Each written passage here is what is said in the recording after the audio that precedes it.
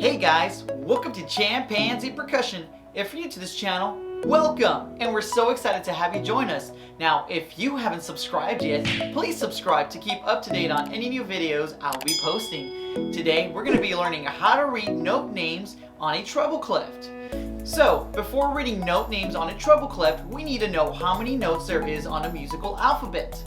They go from A to G, so your notes will be A, B, C, D, E, F, and then G. And then once you get to G, you will continue to repeat the notes. And so, now that we know how many natural notes there is in the musical alphabet, the next thing we need to know is what a staff looks like. If you look right here, you will see that there is 5 lines and 4 spaces. Each one of these lines gets a name, and each one of those spaces will also get a name. And if you look right here, you will notice that this symbol, the treble clef symbol, looks like a G. Fun fact, the reason why it looks like a G is because that section where it curves around is where you place the note G. So what we're going to do now is we're going to place the treble clef onto the staff, which will look like this.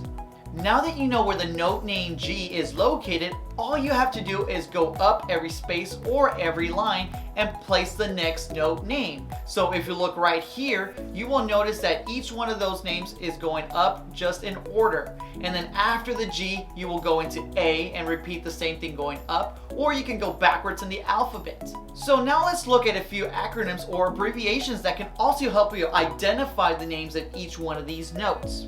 So now let's look at the lines. Let's identify what notes are on each line. If you start at the bottom line and you make your way up to the top line, you will notice that it will be E, G, B, D, and F. Those are going to be the notes of each one of those lines. And so a phrase that we can use to help us memorize these notes is the phrase, "Every good boy does fine." Again, it's E, G, B, D, F. If you remember this phrase, you will be able to memorize each note name. And now there's an even easier way to find out the names of the notes for the spaces. So think of the name space. What word do you think rhymes with space? That's right, the word face. If you place F-A-C-E going up on each one of those spaces, you will identify the names of each one of those notes. Now be careful, whenever you're using these words, you want to make sure that you're always starting from the bottom and you work your way up. Just like notes, they start from low and they go up to the high note. Now that we know how to identify note names of each note on a treble clef, the next thing we need to do is practice. So now what we're going to do is we're going to practice counting whole notes, meaning for 4 beats. We're going to say each note name on each space. And so I will be placing one whole note on a note, and then you and I will be saying each note together. So let's get into our exercises. 1, 2, 3, 4. F.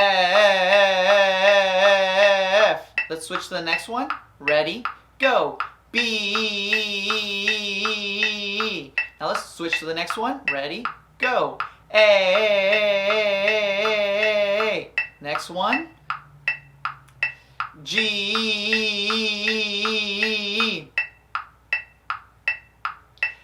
F.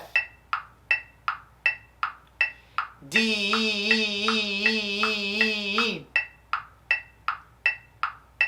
C.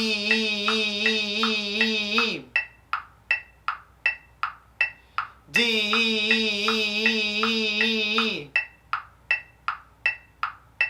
C.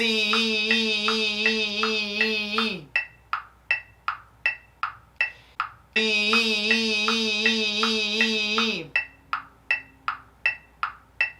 F.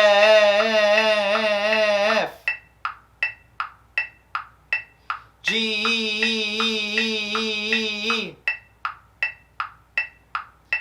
B.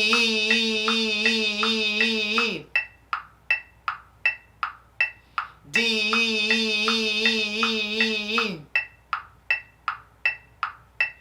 B.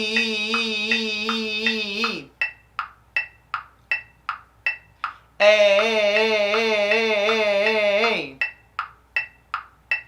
And stop. Now we've identified all the notes within the staff. Now, if you look at this picture right here, you'll notice that there's also notes that are at the bottom of the staff and at the top of the staff.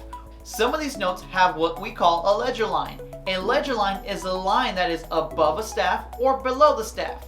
Now, it might look a little tricky, but it's in fact not that complicated. If you continue to say your notes in order, going up, going from space to line, you will be able to identify the note names.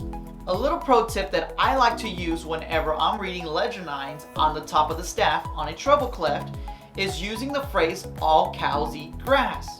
So once you get to our next video, which is on reading bass clef, you'll realize that this phrase is also used.